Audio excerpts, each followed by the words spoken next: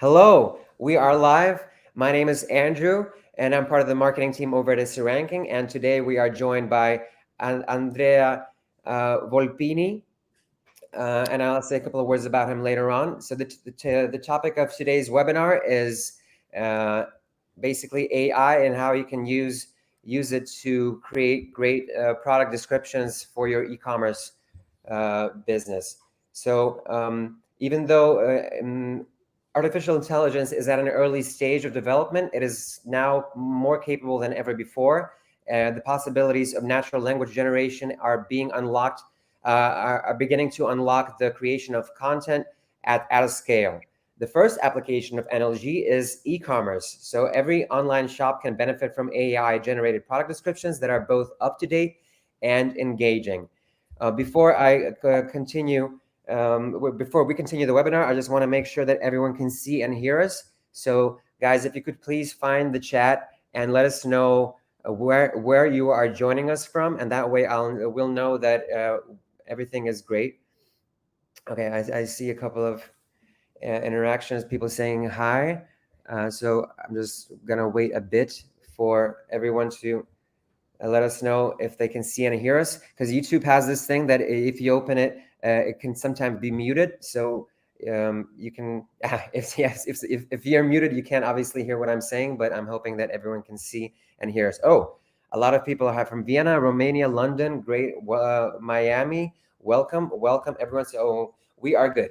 All right, now what is going to happen here today? I'm going to give the word over to Andrea and say a couple of things about him in a second. And what you can do is you can ask Andrea questions throughout the entire webinar, and we can answer them as we go. But the ones that we don't get to, we will have a Q&A session at the very end.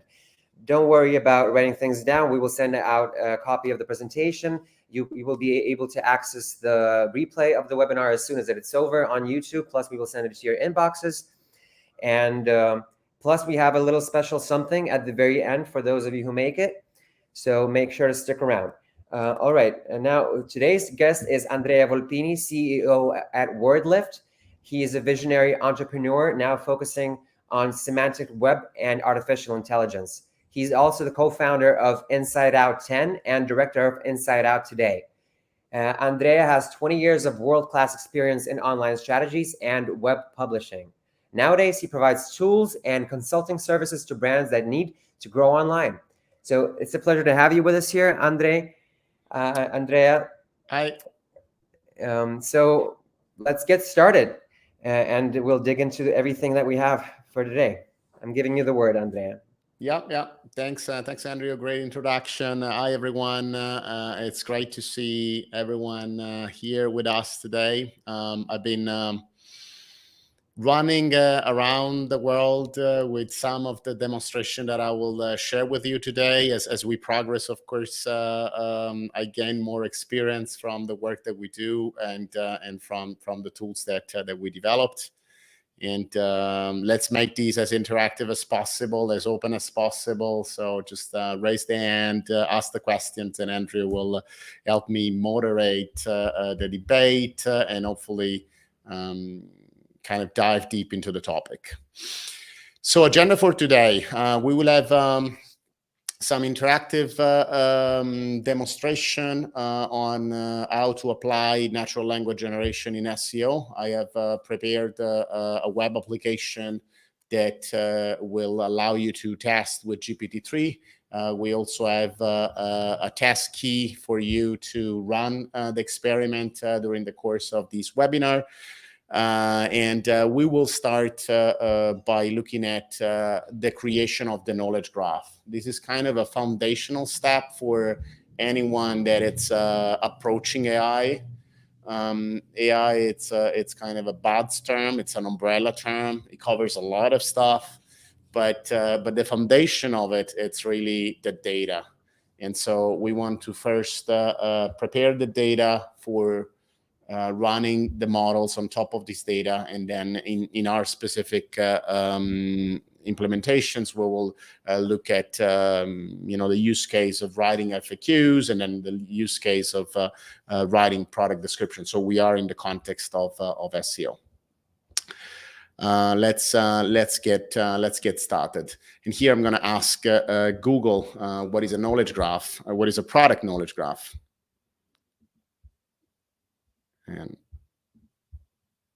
according to WordLift, a product knowledge graph is an e-commerce specific form of knowledge graph built to improve product findability and end-user experiences by enriching a brand's content with data.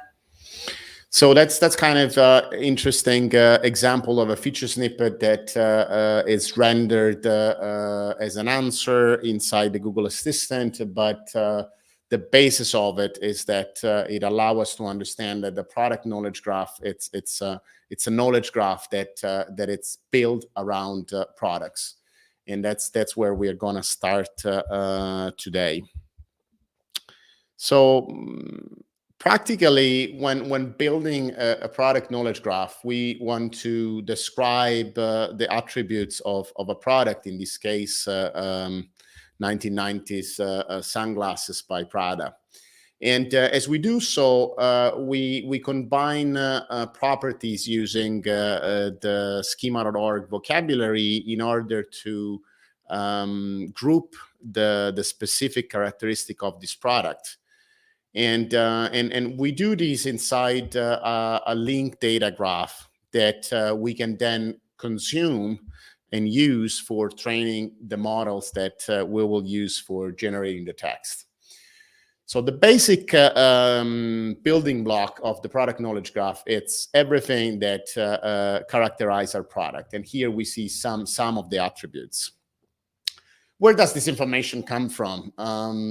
We might have a product information management system where we store all the attributes of the product. We might already expose some of this data in the form of Google or Bing merchant feed or the Amazon seller central feed.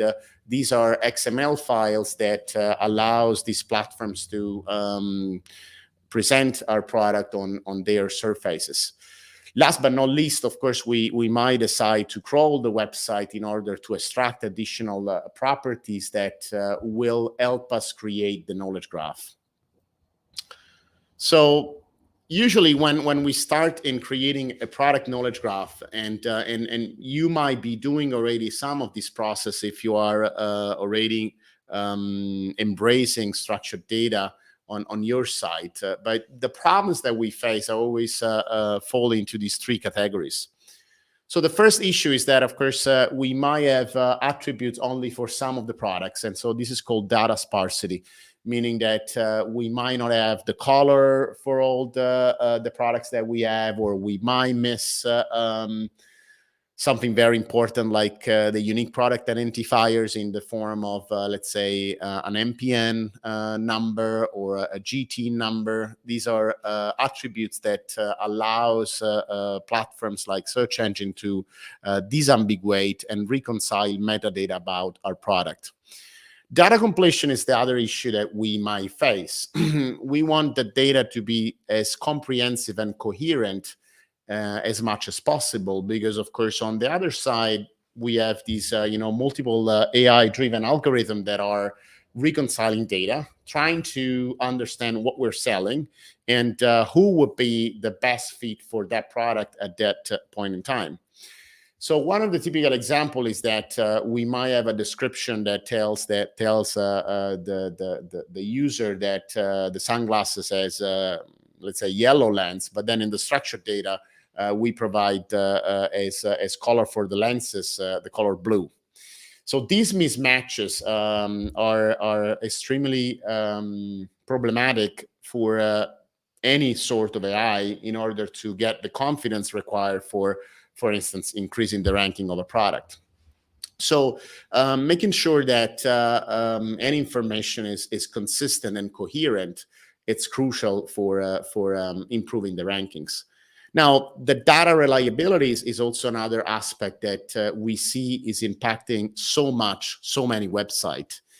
And in SEO, it's vital that, for instance, we keep aligned the data in the web page with the data in the XML feeds, or the data that we present to the user with the data that we present to the search engine in the form of structured data. So having these checks and kind of bringing the data all into one repository is one of the biggest goal when trying to automate digital marketing for e-commerce. There's not going to be any help coming from the AI if your data is messy, and I have to kind of be a little bit pedant in remembering these because I know that AI, it's a fascinating frontier, and but in reality it all starts with data quality. So here are an example of how we can use AI for adding some of the attributes that we might miss inside our product catalog. So here I'm running a query, and I'm sending to the query the text of the description of the product that we saw before, which is goes with shop, pre-owned Prada, 1990s, tinted rounded sunglasses in gold, starting at $209. So here I'm using unsupervised learning, and I'm asking the algorithm to classify whether this is a shoe, it's an accessory, or it's a piece of clothing. And radiously, the classification algorithm that we have in our APIs is providing me with the proper classification. I can use these on scale and use any taxonomy that I might already have in my store in order to classify all the products that do not have a product classification already. Now, when I do these, of course, I'm able to bring one information inside the product knowledge graph. So I can say, hey, this entity product belongs to this category, which is accessory. What else can we do? Of course, one thing that we can do is that we want to make sure that any AI out there, starting from search engines, is able to find and recognize the product from the images. And so in order to train a multimodal search engine that can detect the product or the right product starting from an image, we want, of course, to provide multiple images, but we also want to provide multiple formats for these images. And so here there is a link that I'm gonna share now quickly in the chat, and you can have kind of a quick overview of how the API will work when I send one image or multiple image, but with one single format. And here the API, it's automatically creating the additional rendition of the same image. Because, of course, it's not just about providing multiple images, but it's also about providing multiple formats for the same image. So you can see here that in my product knowledge graph, now I have the original image, but I also have automatically created the various formats in the various sizes. So 1:1, so the square format, the 4:3 format, and the 69 format. These are vital because, of course, it will allow Google to render, the various carousel snippets on the different surfaces, and therefore these will be easy to be measured. So if we start adding this functionality on the product, then we can, immediately see that, the clicks from Google image search that will convert into potential new sales will grow substantially. Of course, this also depends on the type of product. If you're selling something like a sunglasses, the impact is significant. If you're selling something like a contact lens, which will look in any case like a box, then of course the impact will be less significant. Now, name entity recognition is also one of these functions inside the area of natural language processing, where the goal is to extract the things out of the strings, as Google would say. So once again, we are trying to unveil the structured data or create structured data from the structured product description that we have. And here we are using WordLift content analysis to extract the label of the brand Prada out of this product description. And these will translate into yet one more property in our product knowledge graph. So now we have the category, we have the brand, and then we have the images, all image in a different rendition. We're also doing another thing here to enable the AI that we are going to use for generating the text, but that, of course, search engine and marketplace use for organizing product offering. We're adding a data point that allows to disambiguate the brand Prada and provides the equivalent entity inside Wikidata. Wikidata is this large open database that Google uses and that Bing uses for understanding, the things behind the strings. As we're doing this, we can also start to merge graphs, because we might have already a graph with all the data for the brands of our products, and then we can start adding additional metadata for these brands. And so starting from having one single data point for the brand Prada, we can start adding, as you can see here in this slide, all the various same as to the presence of Prada in the various social media. This is relevant for Prada, but of course it gets even more relevant when you're dealing with less well-known brands. Because, of course, this will help machine understand exactly what product you're selling and if the product is a good fit for that specific search intent. So is this helping Google? I mean, what type of impact can we expect from these, data curation that we just saw? So this is an example of an experiment run on a couple of thousand of URLs, split between test and control, and we can see the uptake of the clicks as measured from the Google Search Console and the increase of 35%. Now, this gets visible. Yeah. I have a couple of questions already. So one of them is your tool compatible with Yoast? Because they also have a feature to add schema and FAQ markup.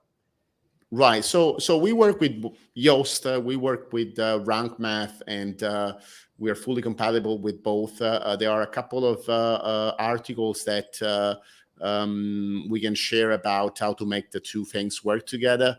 So absolutely, yes. We also work directly with both teams in order to ensure full compatibility. Of course, the data that comes from the existing markup is integrated within WordLift. It depends on the type of site and so on and so forth. But yes, absolutely. And also a similar question: what about the different platforms to implement an e-commerce site on? Meaning, right. Vtex, Magento, can this type of recognition be used on it? Yeah, absolutely. So we are kind of well known and for the WordPress plugin, but we have developed the solution that works on top of any CMS. So you can see implementation of WordLift on large e-commerce sites that run on proprietary CMSs or e-commerce platform. We work with sites that use Shopify or Magento. So we're fairly independent from the e-commerce because we start from the product data. That's what is sent to the knowledge graph, and that's how we create the product knowledge graph. And then we can run these APIs on top of the product knowledge graph to improve it and to add additional pieces of metadata. So we work across multiple platforms, including Magento. I'm not particularly familiar with vText, but as long as you have a product catalog or information about your product that we can crawl, then you're fully compatible, because then we have a JavaScript library that will create the structured data for you inside your templates. Great, thanks. And there's another short one. What languages are supported? Is there like that's a good question. So we natively support up to 32 languages with our content analysis API, but we have recently expanded to over 100 languages.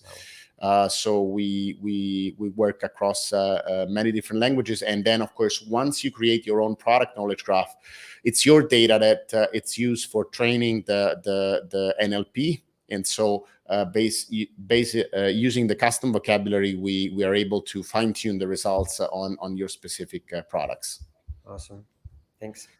So I will move, and now we kind of move into, the other side. So we saw the importance of structuring data and improving the quality of the catalog and what we can expect in SEO terms. Now we're going to see how we can start generating content that ranks for this e-commerce website, and how we're going to use the data that we saw before. So sorry for doing this, but we also have a question from that was sent in before the webinar started. Sure. That is applies to the specific slide that you had about. So the BERT model is also used for such tasks as answering systems. Is this in any way connected with transformer-based language models? Yeah, totally. I mean, BERT has been the forerunners of all these transformer-based language models. So it has a significant importance in SEO, because, of course, the original paper of the transformer, which is titled "Attention is All You Need," talks about the usage of BERT inside a translation task. And then, of course, we have known from Google that BERT has been actively used in the understanding of the intent of the query. So definitely, we're talking about BERT and the evolution of the transformers. So, thank you. And another short question: how does this model deal with ambiguity when a word has multiple meanings? Yeah, basically. So right. So this is really the essence of distributional semantics. And I have prepared a collab here that is linked in this slide that anyone can use for learning more about how transformer work and how we can use them, for instance, to disambiguate a term. Now, in layman's term, disambiguation on a language model works by studying at a statistical level the co-occurrences of a term. So if we take, for instance, the word bank, which is by definition ambiguous, then we can try to look at the words around it in order to properly disambiguate and understand if we're talking about the bank as a financial institution, or if we're referring to, let's say, the bank of a river. So the essence of disambiguation, it's has its own roots in distributional semantics, which means the study of the words within, a specific sentence. As we can see here from this chart, transformers are a sentence-to-sentence neural network. So they will get a sentence as input, and then they will output a sentence as a result. These will fit, for instance, in a traditional translation scenario where the sentence that enters might be, let's say, in Italian, and then it will get out in the English language. So sentence-to-sentence transformer also means that we have a feed-forward network inside the encoder and inside the decoder that will create an intermediate layer that we call embeddings. So when we take a text like the bank of the river, for instance, the encoder will create a vector that will characterize not only the terms being used, but also the meaning of these terms within the context of the sentence. So I will not get too much into it, but you can play with Google Colab if you are familiar with Python. That will explain you everything in details from the encoding of a single word to the prediction of the next word, and then you will kind of understand how BERT works. And why this technology has been so transformative. There is also some slides that maybe we can share later on how transformer works and why it's important also to understand them.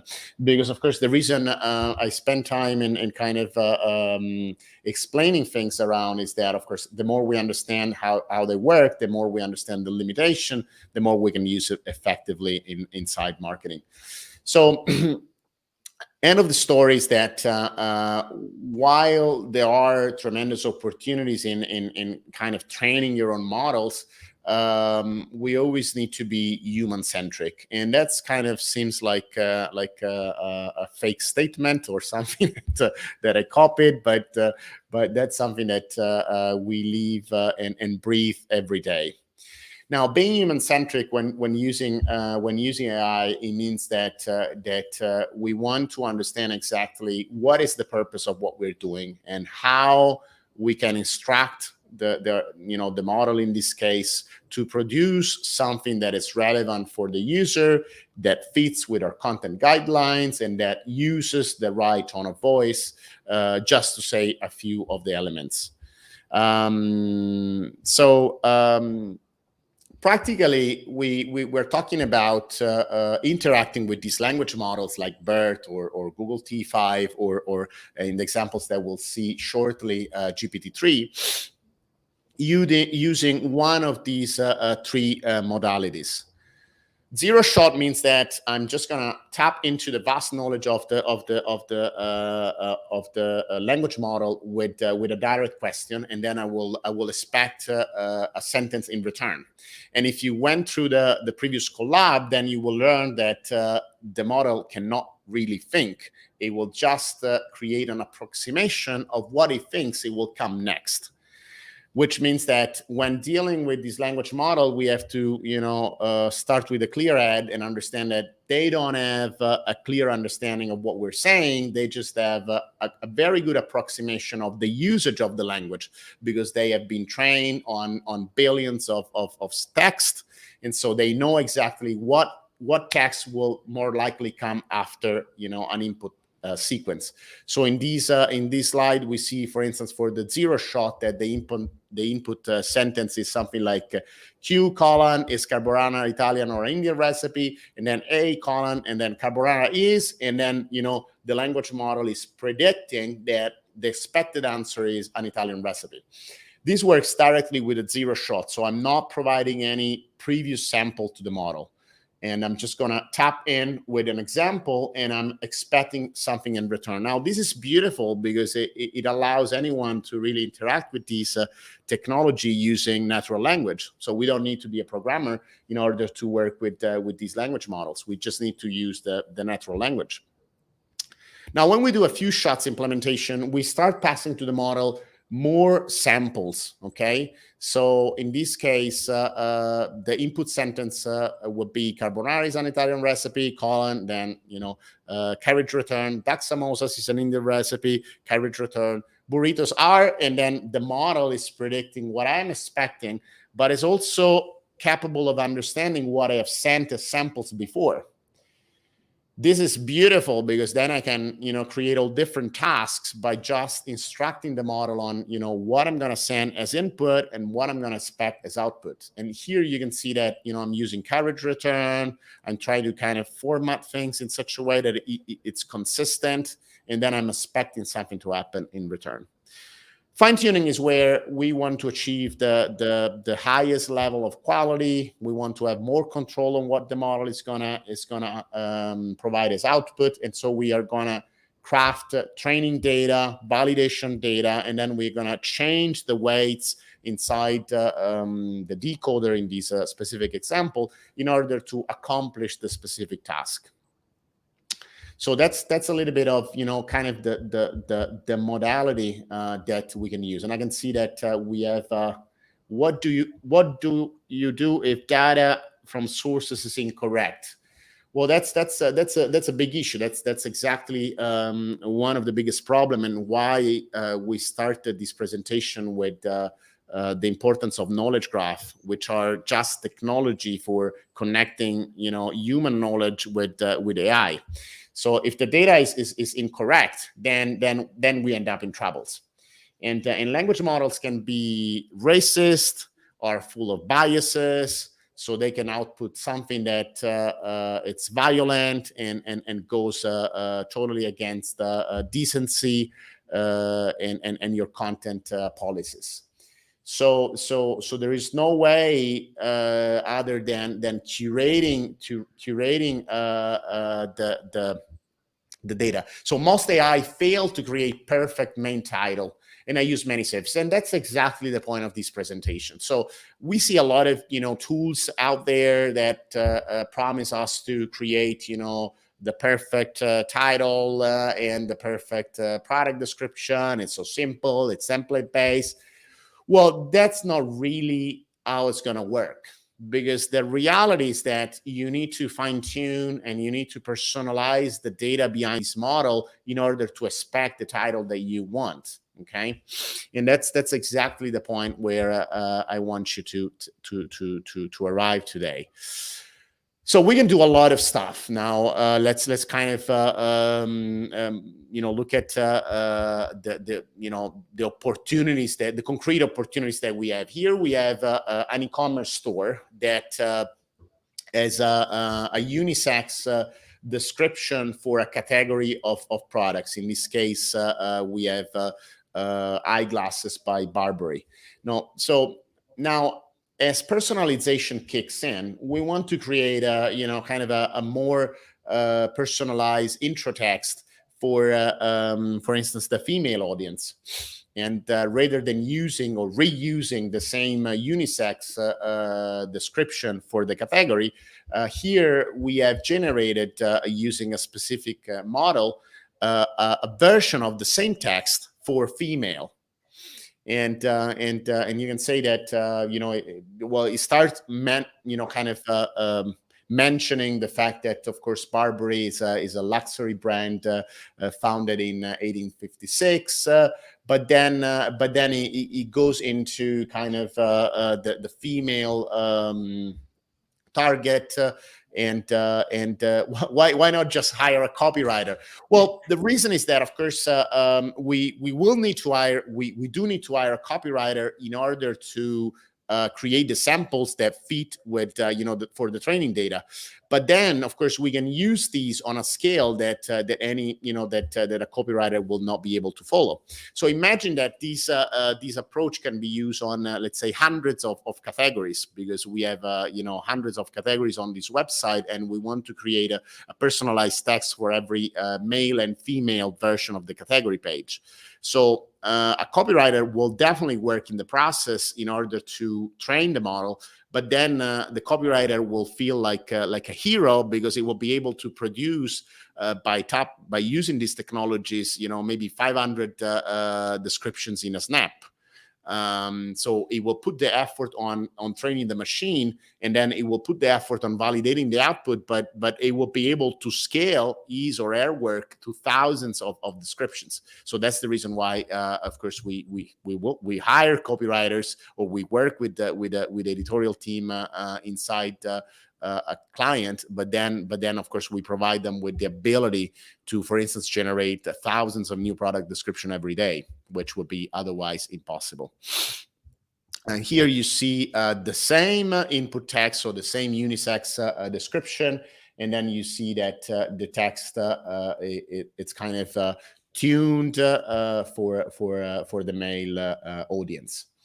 There are subtle changes, and of course there is a lot of copywriting that goes beyond this example in of course creating the training data that the model requires to understand. Okay, when you give me this input and you tell me that it's for female, then I'm gonna kind of reference this training data that you have provided, and then I will generate these. So that's kind of how it works.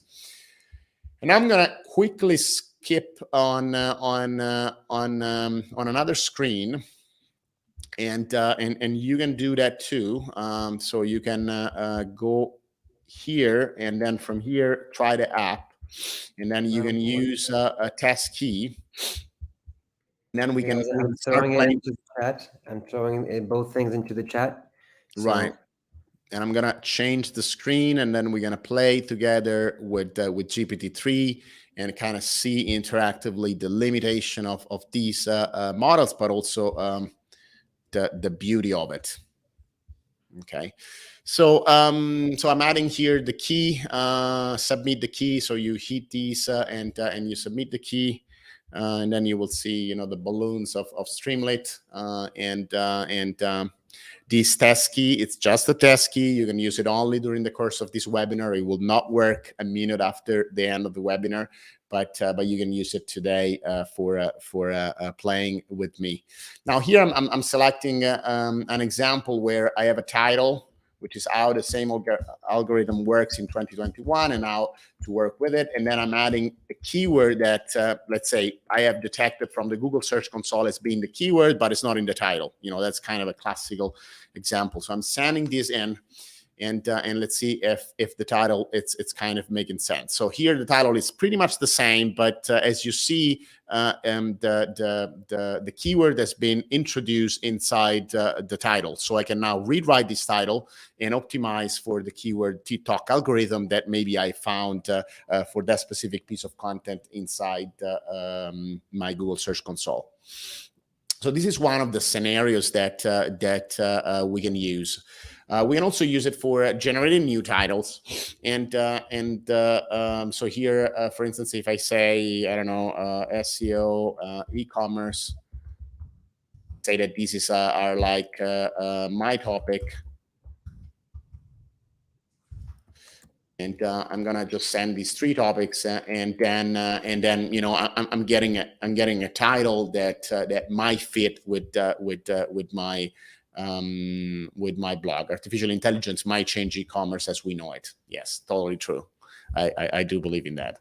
Our artificial intelligence is going to be the next big things for e-commerce. Now, this is these models are called are defined as stochastic. That means that every time that we will tap into it and ask for a generation, we will obtain a different result. We can also play with the parameters here, and we can, for instance, expand or reduce the number of tokens. This corresponds to the length of the generated text, so I can slightly reduce, making it a little bit more compact. And then I can also increase or decrease the temperature. The temperature indicates how much the model is allowed to derail from the training data. So how wild or creative, if you like, the model can be. And then, of course, as you can see, you know, here it's kind of coming with something that doesn't really fit with, you know, what I'm asking. So probably temperature is a little bit too high. So I'm just going to reduce it, send it again, and you get another title. That's an interesting one, but it doesn't talk about e-commerce anymore. So that's one example. Now let's look at so this is a good one, SEO and e-commerce. So feel free to play with these as we speak. These are just a few example. Do you make additional check for unique area of generated? Okay, that's a good point. That's a good point, because that's what we're adding with this presentation. Because of course you understand that here we should create a pipeline, okay, which we usually do. That would check if the content that is generated is unique. But most importantly, we know that language models are not grounded, which means that they could say something that is false. And so we also need to not only validate if the content is unique, and we can use, you know, various APIs for checking, you know, if the content is a duplicate, but most importantly, as we get into different content pieces, which might be more strategic for our site, we want to check the validity of the statement. So let's have a look at another thing here. FAQ generation. So, you know, I can go here and say, you know, what is the semantic web? Okay. And then I can, you know, kind of tap into the model. And the semantic web is a web of data, not documents. It's a web of things, not pages. It's a web of links, not documents. It's a web of meanings, not documents. It's a little bit boring, but it's not bad. I can kind of increase the presence penalty, which will reduce the number of repetition in the text. The semantic web is an extension of the current web in which information is given well-defined meaning, better enabling computers and people to work in cooperation. Wow, that's terrific. I could have written this. Okay, now let's look at a different use case, because of course, you know, if I go and say, what is a search engine ranking, right? Wow. It's a Okay. it's a I free tried it tool. yesterday. Right. So it is working. It is working, and it's providing me, with the right answer. But Almost. that's not always the case, right? Because of course, I might go and say,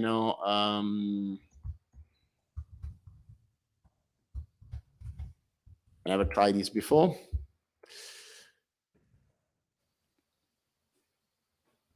WordList is not an SEO plugin, but it's a great SEO tool. So that's interesting. That's interesting. So here we can see a few things that these models are trained on web data. So the more we are coherent in publishing data online, the more these models can be trained and possibly produce something that it's likely to be true. Now we do have different ways in which we can generate these texts. So let me kind of change the tool and still kind of stick to the transformer-based models, but try to see another heuristic, as they're called, to see how we can kind of get the more credible text. So let me add the key here that we need for this other tool to work, because there are different ways in which we can use these transformers in order to create credible text. Okay, so here we can see that we have generated a different answer that it's slightly more accurate than the previous one, which was kind of generic, though better than what we had yesterday, as we were trying with Andrea that question. But it's not as good as this other one, which uses a different methodology. So in this specific example, what we do is that we go and use results from Google. And then we compress them, we summarize the top 5 or 10 pages. And then by summarizing these with a transformer, in this case, we're using Google T5, and we have trained the model for doing this task. We are able to produce a text which is, richer than the one that we were generating with GPT-3. Okay, enough about playing around. Let's move ahead with our presentation, because of course you are already anticipating the upcoming slides and work that we'll need to do in order to use these content that we are generating. So that's the app. You can use it. So when content ranks, and now this is a kind of a debate that Gary Ilse had just a few weeks ago with John Mueller on a podcast, and it clearly kind of mention and put in terms the position of Google. So as we read here from these texts, the idea is that our stance on machine generated content, let's read it together, is that Google will ensure that content that it's human curated with the human supervision will rank. Otherwise it will not be in search. Okay. So that's an important statement that Gary made, because when I mention about the human-centric approach, I was of course referring to ethical concern that we should have when using this technology, but I was also kind of thinking in the mind of who using this technology like Google, and what do we expect from a publisher? Because if I get a language model and I start generating blog posts. And I've done these already a few years ago. A couple of years ago, I generated, a blog with content that was generated with, with kind of the precursors of these modern transformer-based language models, and it even ranked. But the reality is that, of course, the content was crap, and it was not intended other than to manipulate rankings and to demonstrate that we could do something fancy. The reality, of course, is that you want to create a value for your client, especially if you are in e-commerce. You want to create a value for a potential customers that might or might not make a transaction. So this is an example of category pages where we have plugged hundreds of automatically generated FAQs related to specific products, and we were able to generate clicks and a significant lift on the amount of transactions on generated from these pages. So as you can see here, we answer questions like general questions that we can source from either the people also ask, or the questions that we derive from the Google Search Console. So we can kind of scout for any keyword that will start with what, who, where, why inside our Google Search Console query data. And then we might look for questions that haven't been explicitly answered in the text. And then we can generate the answer using, a methodology like the one that I showed you before. But it's not just about generating the content. It's also about creating planning for this content to be updated. So here we're using Google Trends data for the query of the page, and we're kind of looking back at the previous 5 years in order to predict when this query is going to pick. And so we can then refresh or update this content a few weeks before the pick, and so that Google will always find fresh content before it picks. Now, you might do differently, but the basic idea is that even if the content is automatically generated, you still want to maintain it, you want to curate it, you want to make it fresh and up to date for your end users. Now, you can use, of course, search engine rankings, and I'm sure that Andrew can tell us a little bit about more about what we can do in order to track if these tactics are working or not. Before I do that, I just wanted to ask a question about the previous slide. I'm going to bring it up on the screen. It's a two-part question. I wasn't able to fit everything onto the screen, so this is the first part of it. Does this technology identify related FAQs that can be grouped? So questions about the same type of product. Mm-hmm. And let me bring up the second part of the question. Can this technology be used to generate a structured article based on related FAQs, where questions are subheadings and answers are the content itself?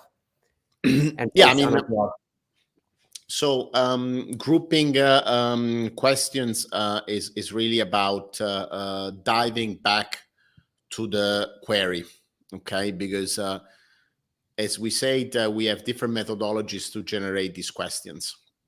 And here I'm showing one methodology, which is to look at the people also ask for the main query of the page. So I can go in search engine ranking, find the main query for that page, and then I can use our technology to detect, for instance, the frequently asked question for that query. And that would generate not one, not two, but at least 3 popular questions for that specific query.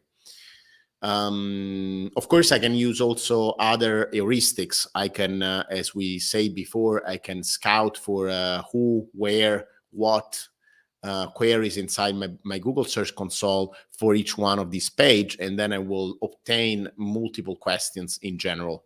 Of course, this depends on the traffic of the page is getting. Now, can we use this as a base for a new article? Absolutely, yes. Now, can we generate a full article using natural language generation and these questions?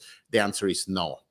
Because, in order to create a coherent article that creates value for a user and therefore has opportunity to rank, we need to put a little bit of human intuition into the mix, which doesn't happen if you fully automate the process. So again, human-centric, it also means that what I'm describing are workflows.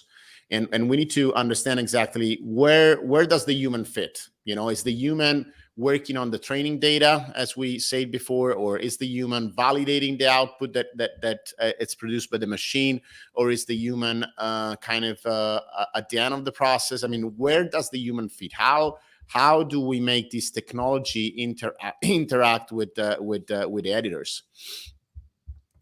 Because we want to create content that is engaging, and we want to create content that is valuable for the end users.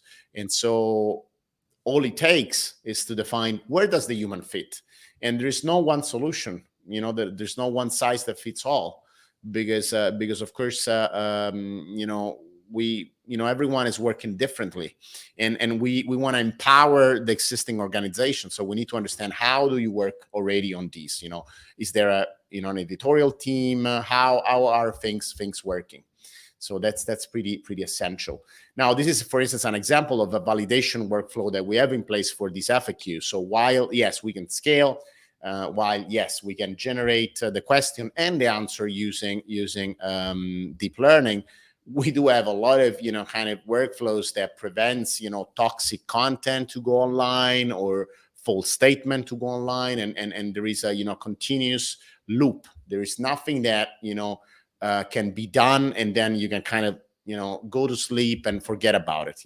What we are describing are processes and workflows where the human is at the center and uses the technology to create more reliable and high personalized content that rank. But it's a process, okay? And that's true for any type of AI at this point in time. So here we see an example of a product description. On the left side, you see the description that we had on our fictitious e-commerce store. This is very common. It's a template-based product description that described the pair of the eyeglasses that we saw at the beginning of the presentation.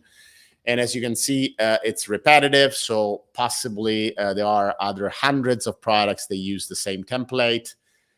It's not so informative, so it doesn't help me understand much of the characteristic of the product, because it's a repetition, it's a template. Now on the other side, you see what we can produce with something that has been custom trained for that specific use case.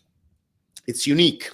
So I can create this description for every variant of a product, not only for every class of product, but even for every variant of a product. So if I have a pair of shoes in multiple colors, I can create potentially different description for every version of that pair of shoes.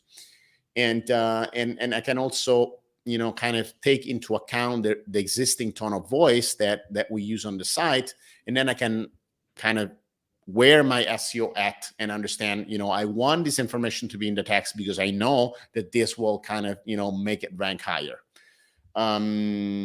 So that's what we want to obtain. But in order to get to that result, we have developed a validation pipeline. And that means that we need to start creating tools that will read the generated text, and then we'll check if the information is available in the text, if the text is valid in terms of the guidelines that we have received from the editorial or the SEO teams, and if the information that is available, it's also correct. So if it matches with the information that we have, let's say in the structured data or in the product knowledge graph. So we have started to work with this validation pipeline using an open source framework called Snorkel that it's also supported and used by Google for validating large training sets. And we can see here what's happening. I mean, how does the validation works on our side? How do we validate? How do we consider when a description should be considered as valid, and when we should get back and regenerate the description because it doesn't fit with our criteria. This is good because, of course, it's automating part of the human validation, but the human validator, it's behind the scene and has defined the rules that we're using with these algorithms to validate the text. So as you can see here, we are kind of listing with this workflow the attributes. In these example, the text is talking about, it's presenting the lens color, it's presenting the brand, it's presenting the product name, and it's presenting the product type. In the template base, we were only presenting the lens color, the brand, and the product type. But for instance, we were not referencing the product name, which of course in SEO it's so valuable because a lot of people will kind of go there and search for the product name. Now it's also checking that the attributes are correct. And for instance, in this second example, that it's also automatically generated, we were able to detect that the lens color and the product type are present in the text, but have wrong values. So this has to be discarded, and then a new one should be generated. So here we want to evaluate the density of the information that we have in the text, and then the coherence of the information with the data that we have in our e-commerce platform. We will not get into the process of running the code, but also here for demonstration purposes, I have shared the validation flow that works for these specific examples that you see in these slides. So yes, we need to check the content after it's been generated, and yes, we need to define rules that we define along with the content team and along with the SEO team. So that's all that I have for today. And it's time to start building your product knowledge graph and kind of advance into the world of AI-powered SEO. We have a special offer for you, which you can get at this link over here. That includes both search engine ranking and WordLift. Combined all together, we are very synergic. As you can see, WordLift does generate structured data and can start helping you in creating this product knowledge graph. With search engine ranking, then you can monitor the effectiveness of these actions and control the SEO status of your site. And I'm open for any questions or any kind of investigation that you may have. Wonderful, Andrea. This has been very interesting. So let's not waste time and answer some of the questions that our viewers have submitted. So let's start with a question from Anastasia. How does this work in complex niches such as casinos, gambling, news, and review sites? So, I mean, again, we have to look at what data is available, and we need to start looking at what queries we want to target. Because, for instance, when structuring, information about news or review sites, I mean, which we're more familiar with than casinos and gambling, we need to look at the content that it's been produced and how this content can be made more visible by adding structured data. So to give you an example, in general, when we start adding semantic annotation to the text and in the structured data, we on average can see an increase of between 8% or 10% just by adding semantic annotation, just by telling the search engine, hey, this article is about this specific topic. Now, this works extremely well nowadays if you are reviewing products, because of course you can help the search engine understand that your review, it's about that product, and when you reference the product, you want to reference, for instance, the unique identifiers for the product, so the GT number, for instance. Now, this will allow Google to get this information into the product knowledge panel, and give the confidence to make your review more visible. So we definitely use these techniques on review sites, news sites, and I assume that it would also work for casinos and gambling. Wonderful, thank you. Let's move on to the next question from Emil. How does this apply to creating content hubs around a topic? I have a specific blog post about that. Let me get it for you, because so basically the idea of building a knowledge graph, it's meant to, and the idea of semantic SEO, it's really meant to help you create content hubs and cluster information. Now, as we know, so let me share the link here.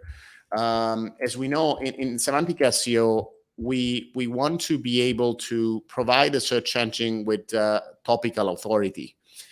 Now, in order to create topical authority, we want to cluster and to analyze the content that we have written. Now, if you read this blog post, and there is a quick link here that I can demonstrate right away to show you how you can use a knowledge graph for organizing and clustering content. So this is a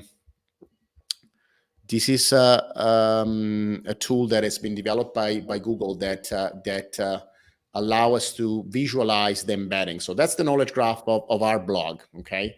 And let's say that we're looking at a topic like, let's say, structured data, okay? So I'm looking at this topic, and I'm going to center these. I'm going to look at these at the center of my chart, and then I'm going to look at the 20 most related concept that I have, and here you can see that in our blog, the concept of structured data is connected with JSON-LD, is connected with semantic web, is connected with Gennaro Cofano, who is one of our business developers that has written about structured data a lot. It's also connected with user experience, and of course with knowledge graph, and with search engine optimization. As you can see, these are more distant content. So we use these technologies to group content to create a topical cluster, much like a search engine would do. So the fact that a search engine has a knowledge graph should make you think that you also need a knowledge graph in order to organize the content and to structure, these topical clusters.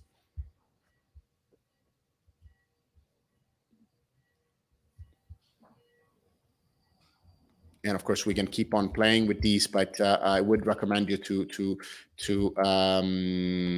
look at the article and try to replicate or play with these embeddings that I've created here, so that you can kind of grasp more about how things works. But this is how we can use the knowledge graph in order to create the topical cluster and help Google understand that we are an authority for a specific topic because we have these other content around it. And it's not just for presenting the content to Google, it's also because if you want to understand everything that I know about automatically generated content, you need to go through webinars, you need to go through articles and use cases and testimonials of people using the technologies. And so you want something that allows you to bring things together. And that's exactly the principle of semantic SEO. And that's why you need a knowledge graph. Awesome. Thank you. Another question. Do you do A/B testing for your text in terms of the SEO effect? Absolutely. So as I show you in the chart where we present kind of the control and the test, the same approach is used also for evaluating the effectiveness in SEO terms of a text, because we might get the wrong keyword. We might, for instance, not control if we are adding a specific attributes because we don't consider that attributes relevant. In general, of course, when you have pre-existing content, it's quite easy because you can look at the queries that you're receiving, and then you can kind of fine tune, like in the example that I show you where I add a specific query in order to recreate the title and therefore include that query. That's an example. So of course, if you do have existing content, it gets easier to plan for, how to fine tune the model or how to, instruct the model to produce a specific piece of content. But then you need to evaluate. You always need to evaluate. You always need to use something like casual impact in order to see, is this working? How much is working? I mean, what is the effect net of any other SEO factors? I mean, you want to kind of make sure that your client is paying and it's getting value that can be measured. and then, against specific business value. So yes. Great, thank you. Next question is from Massimiliano. What about the URLs of the T5 based tool? Is this a public tool? No, that's not a public tool, but of course Max can have access to it because he's one of a client. So using a WordLift key, I will give it access to Max. Also, we have a new tool for Massimiliano to test because we have a new workflow that we're adding to Google Sheet that I want Massimiliano to test because Massimiliano is a great SEO, and so always give us good ideas.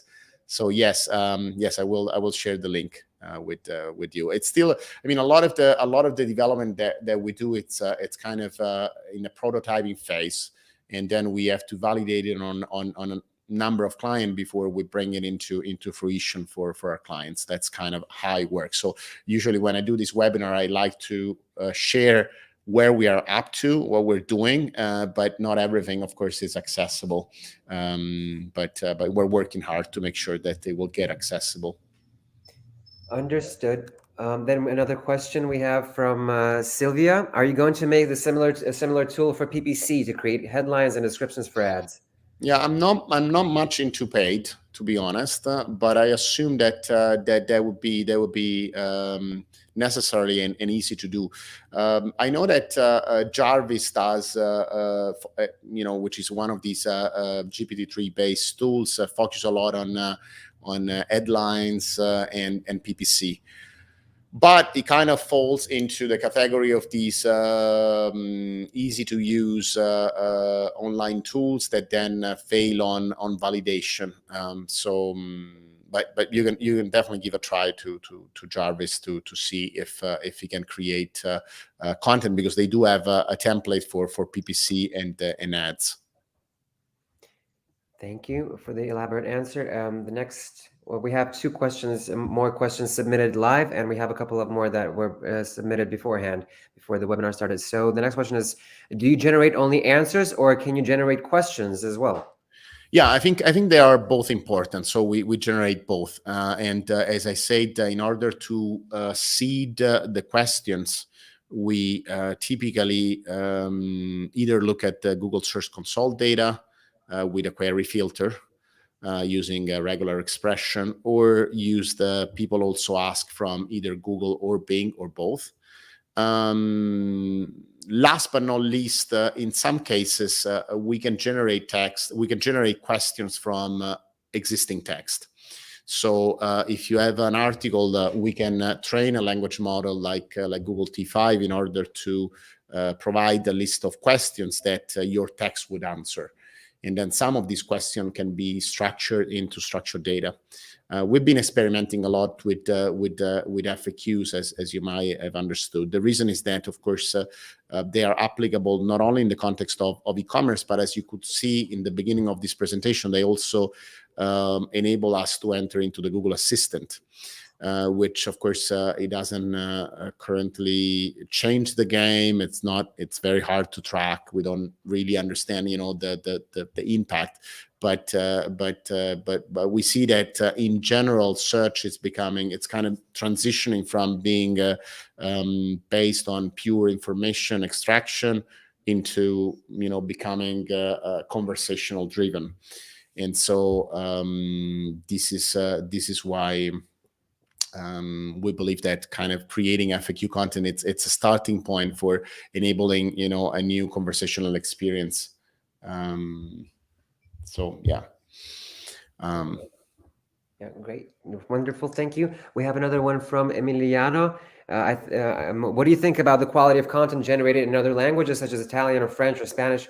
But I can take a guess and answer this for you, because as you were saying, it's a matter of feeding the machine to teach it how to work properly. So it obviously is not going to work very great at the very beginning, but as soon as you start moderating and going up and feeding it different information, then it's up to the content person in charge. I'm sorry, I just wanted to answer this because I thought I got this, but you can obviously. Yeah. I mean, there are multiple layers here to answer this question. So one answer, of course, is what you just give. The other aspect is that the language models that we use for generation, like Jurassic 1 or T5 or GPT-3 for that matter, have been trained on a corpora of English text. Okay, which means that there are clear limitations when you move outside of English. Now, in the demonstrator that I shared today with you based on GPT-3, I added a data-to-text implementation in the German language that you can use to see what type of quality you can expect, which is a bit rusty, to say the least. And so there are limitations when you move outside of the English language, but there are options there. So either you can quickly translate the content that has been generated in English into another language using another, transformer-based language model or something, or an API like DeepL. Or, of course, you can train and fine-tune a multilingual language model like MT5 using prompts that are in let's say, Italian or Spanish or French. So these are kind of the methodology that we use when we have to venture outside of English at this point. And they work fairly well. I appreciate it. The next question is one of the ones that was submitted beforehand. Can we generate product descriptions, SEO titles, and descriptions based on a single keyword versus keyword groups? If yes, how can I create an automated template for about 1 million pages? So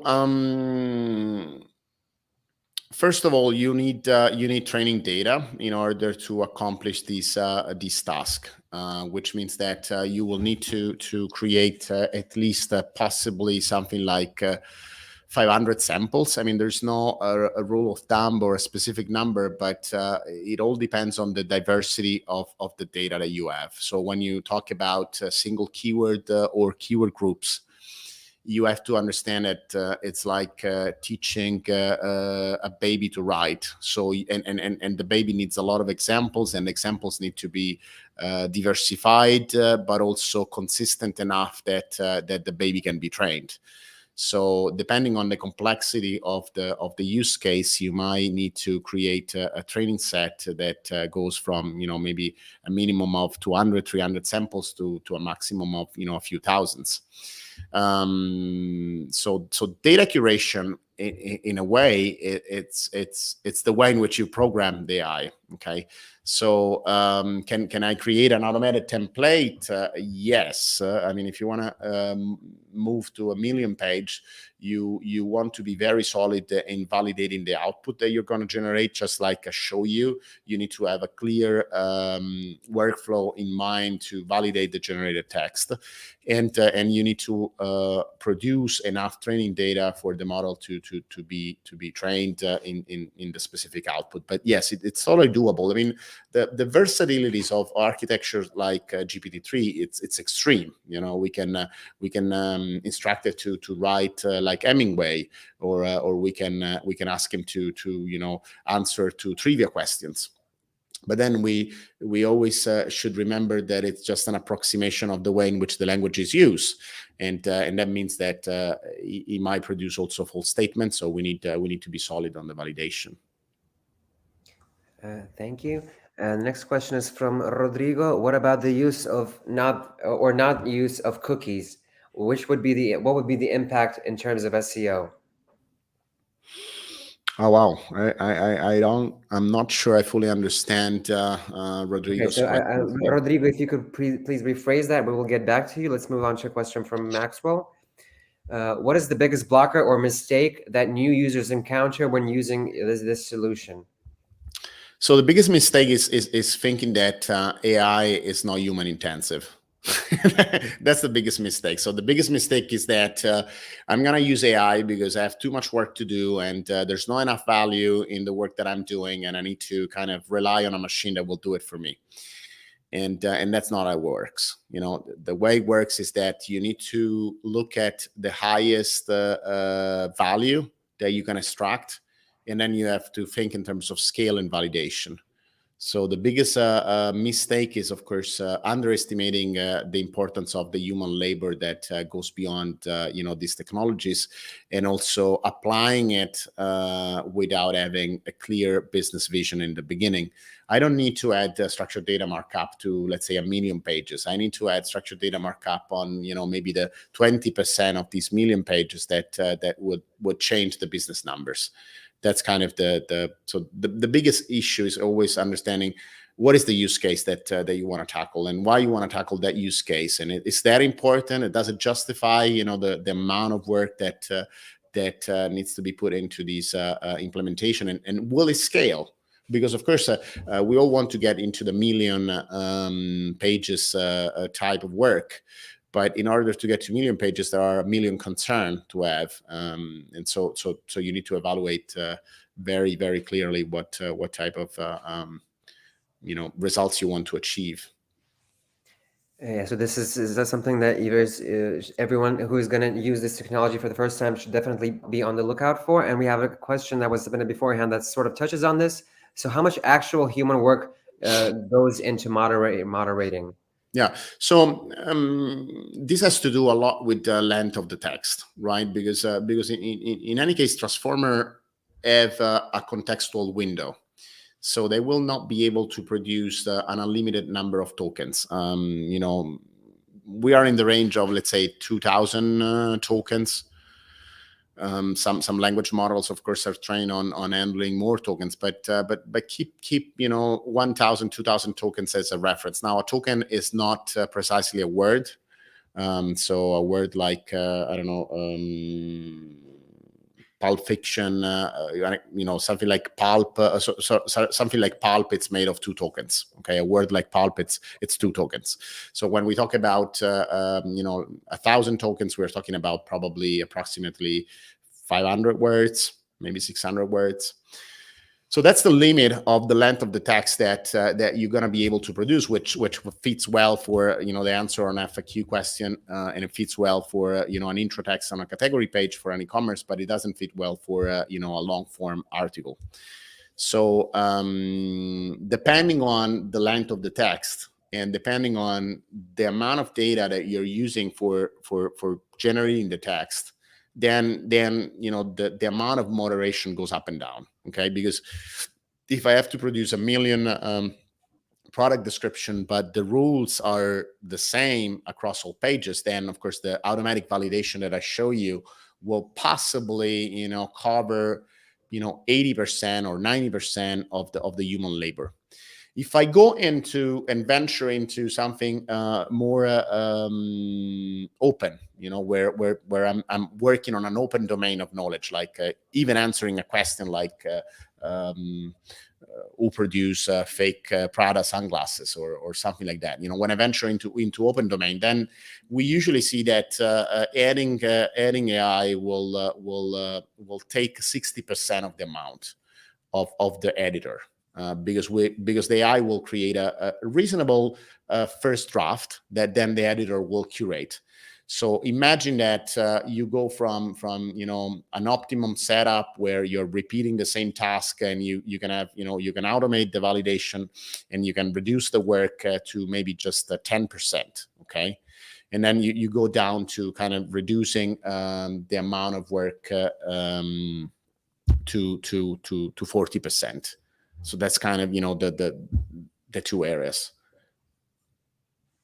Great. So another question that was submitted is very similar to the one we just talked about, so I'm not going to bring it up on the screen, but we have actually one more, and it's a good way to finish this webinar. So how do you think the MUM algorithm or MUM algorithm by Google will influence the FAQ generation? Wow, that's a complex one. Well, one thing about MUM is that MUM is already in place and alive and kicking. Okay, so we see it. What does MUM do today? So we saw a few examples from the first presentation at the Google I/O, and we see now coming more prominently into the SERP. So one thing that MAM does is like it helps the searcher to broaden or to narrow the search, okay, by suggesting in a kind of a conversational mode using the knowledge panels a new query to the searcher. So if I, for instance, make a query and search for I don't know, sunglasses for running, then it might kind of dive deep and provide me with a more specific query that I can, you know, click on it and then turn into the actual search. So it works on search refinement. Now, when we use FAQ, we are actually enticing this process to happen, because a lot of the FAQ will end up, for instance, in the people also ask. And what we want to do is exactly to feed algorithm like MAM in order to be able to find content at, you know, the different levels of abstractions. So I don't expect that MAM will influence the FAQ generation, because we cannot access MAM. So I don't know how that would change the process. But I know that by creating more FAQs, we become more visible within you know, the workflow that the MAM enables, because MAM acts as an expert that wants to drive me through the journey. And the more content that I have around the product, the more I will be able to kind of guide MAM to bring, you know, the searcher towards my products. That's kind of the assumptions. All right, thank you. So I'm wrote down into the chat again the link to the special offer that we have from WordLift. So make sure to check it out and check out the replay and maybe, yeah, but just if you have any questions, is there any way to reach out to you specifically? Yeah, of course, you find me on Twitter as CyberAndy, and then of course you can just jump on the WordLift.io website. We have instant chat, and I'm pretty much there. So great, yeah. This has been very interesting and exciting. So I hope everyone got value from this webinar and is gonna think about AI and making it easier to create content. So this technology is definitely coming to stay. Yeah, so thanks to you everyone for joining us. Thank you, Andrea, for being our expert guest, and this was very, very interesting, exciting. It was a pleasure to meet you, and we hope to do it again in the future. That's awesome. That's awesome. Thanks to you, and bye, All everyone. right, so we're gonna end it here. Bye. Bye. Take care. Ciao, ciao. Ciao, ciao.